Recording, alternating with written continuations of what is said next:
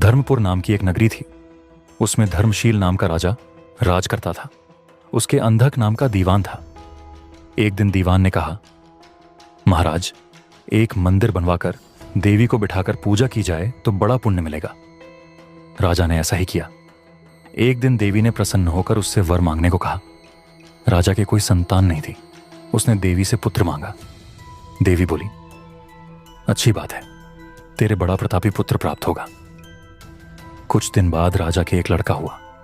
सारे नगर में बड़ी खुशी मनाई गई। एक दिन एक धोबी अपने मित्र के साथ उस नगर में आया। उसकी निगाह देवी के मंदिर में पड़ी। उसने देवी को प्रणाम करने का इरादा किया। उसी समय उसे एक धोबी की लड़की दिखाई दी जो बड़ी सुंदर थी।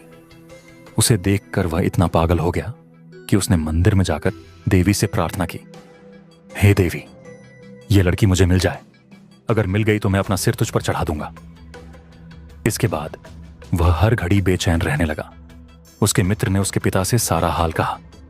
अपने बेटे की यह हालत देखकर वह लड़की के पिता के पास गया और उसके अनुरोध करने पर दोनों का विवाह हो गया।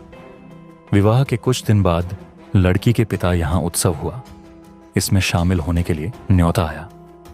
मित्र को साथ लेकर दोनों चले। रास्ते में उसी देवी का मंदिर पड़ा तो लड़के को अपना वादा याद आ गया। उसने मित्र और स्त्री को थोड़ी देर रुकने को कहा और स्वयं जाकर देवी को प्रणाम करके इतने जोर से तलवार मारी कि उसका सिर धड़ से अलग हो गया। देर हो जाने पर जब उसका मित्र मंदिर के अंदर गया तो देखता क्या है कि उसके मित्र का सिर धड़ से अलग पड़ा है। उसने सोचा कि यह दुनिया बड़ी बुरी है। कोई यह तो समझेगा नहीं कि इसने अपने आप शीश चढ़ाया है। सब यही कहेंगे कि इसकी सुंदर स्त्री को हड़पने के लिए मैंने इसकी गर्दन काट दी। इससे कहीं मर जाना अच्छा है। यह सोच उसने तलवार लेकर अपनी गर्दन उड़ा दी।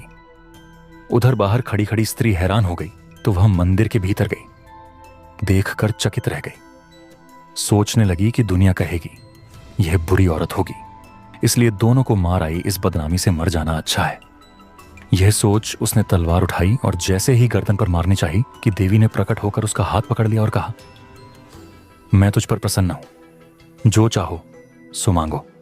स्त्री बोली, हे देवी, इन दोनों को जिंदा कर दो। देवी ने कहा, अच्छा, तुम दोनों के सिर मिलाकर रख दो। घबराहट में स्त्री ने सिर जोड़े तो गलती से एक का सिर दूसरे के धड़ पर लग गया। देवी ने दोनों को जिंदा कर दिया। अब वे दोनों आपस में झगड़ने लगे। एक कहता था कि यह स्त्री मेरी है, दूसरा कहता मेरी। बेताल बोला, हे राजन, बताओ कि यह स्त्री किसकी है। राजा ने कहा, नदियों में गंगा उत्तम है, पर्वतों में सुमेरु, वृक्षों में कल्प वृक्ष और अंगों में सिर। इसलिए शरीर पर पति का सिर लगा हो वही पति होना चाहिए। इतना सुनकर बेताल फिर से पेड़ पर जा लटका। दोस्तों, कहानी अच्छी लगी हो तो लाइक जरूर करें और अगले भाग देखने के लिए कमेंट जरूर करें।